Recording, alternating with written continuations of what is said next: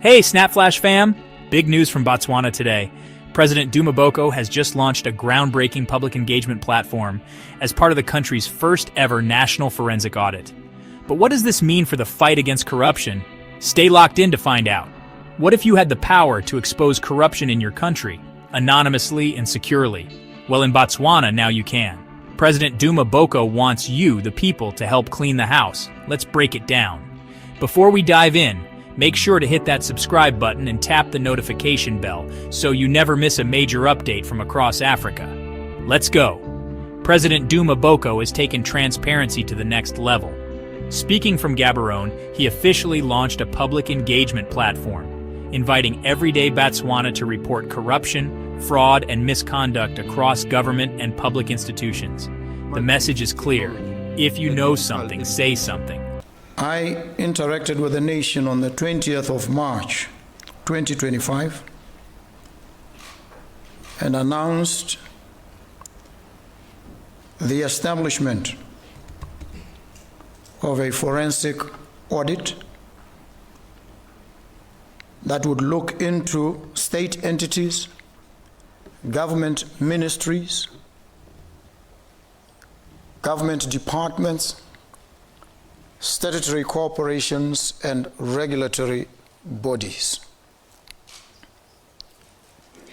Let me start with a recap of what I indicated as the objectives of this forensic audit, after which I will then provide a brief update to date.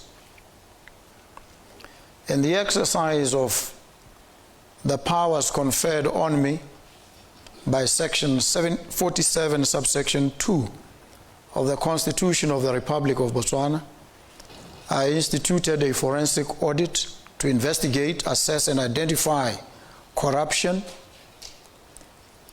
fraud, and embezzlement risks across government ministries, government departments, state-owned enterprises, regulatory and oversight bodies.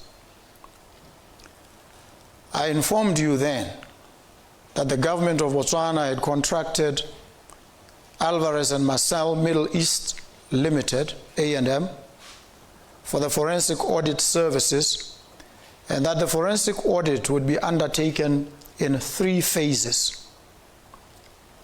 I'm pleased to inform you that the project is on the right track, and phase 1 of the project has been completed.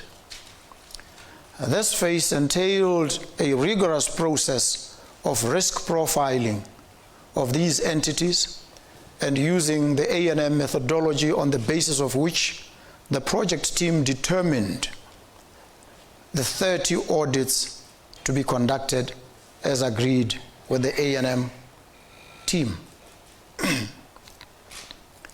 The forensic audit is now in phase 2, which entails the detailed audit of the 30 entities to be covered in accordance with the schedule established by and between the government and A&M.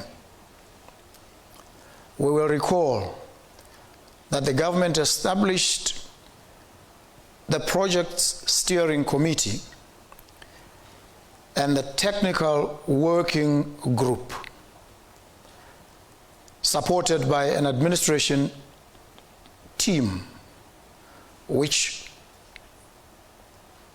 are, as we call them collectively, the project team.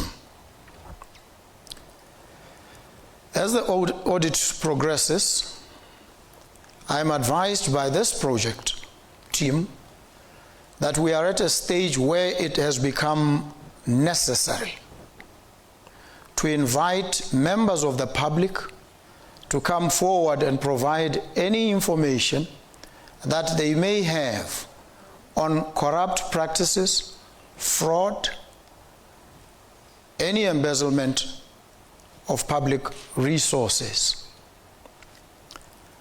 I'm here today to launch the public engagement platform through which members of the public may share information, knowledge, experience, or evidence on any acts of corruption, fraud, or embezzlement of the public resources for personal gain, directly or indirectly, in or involving any public sector entity. If you know something, say something. This can be done through the platforms that are now showing on the screen.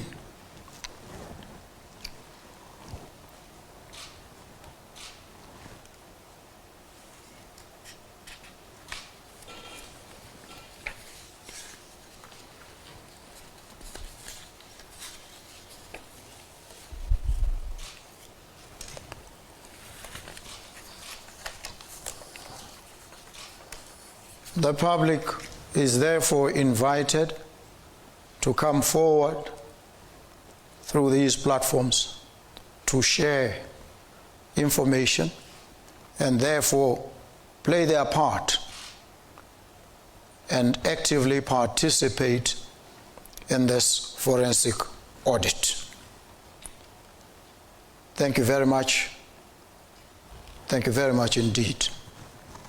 The platform allows whistleblowers to submit tips through secure hotlines, a confidential online portal, and here's the best part: all submissions are protected, so you can speak out without fear. What's this audit all about? Back in March, President Boko announced a full-scale forensic audit under Section 47(2) of Botswana's constitution. The audit is being carried out by international consultancy Alvarez Marsal Middle East Limited, and it's unfolding in 3 phases. Phase 1, risk mapping corruption hotspots. Phase 2, in-depth audit of 30 high-risk entities. Now underway Phase 3, final report, public recommendations, and yes, possible criminal referrals. The focus, government ministries, SOEs, regulators, anywhere public money flows. This isn't just about catching a few bad actors. The audit team says the goal is systemic reform. We're talking about building a Botswana where public money serves the people, not private pockets. President Boko emphasized this point in his national address, urging citizens, former civil servants, contractors, anyone with knowledge to come forward. We cannot build a new Botswana on foundations of secrecy, theft, and silence, he said. Let us rebuild together through the will and wisdom of the people. On the streets and social media, Botswana are talking. Many are applauding the move, calling it long overdue. But there's also caution. Will it lead to real prosecutions, or just become another forgotten report? Critics say if no heads roll, public trust may erode fast, especially if the audit exposes wrongdoing from previous administrations. Do you think this forensic audit will finally crack down on high-level corruption in Botswana? Or will it be all talk, no consequences? Drop your thoughts in the comments. We're watching. If you found this story important, give us a like, subscribe for more unfiltered news, and don't forget to ring that bell so you stay in the loop. You're part of this movement too. President Duma Boko is betting big on transparency and betting on you, the citizens, to speak up. The forensic audit could be a turning point, or just another paper trail. But one thing's for sure, Botswana is watching, Africa is watching, and at SnapFlash so are we. Until next time, stay sharp, stay bold, and stay informed.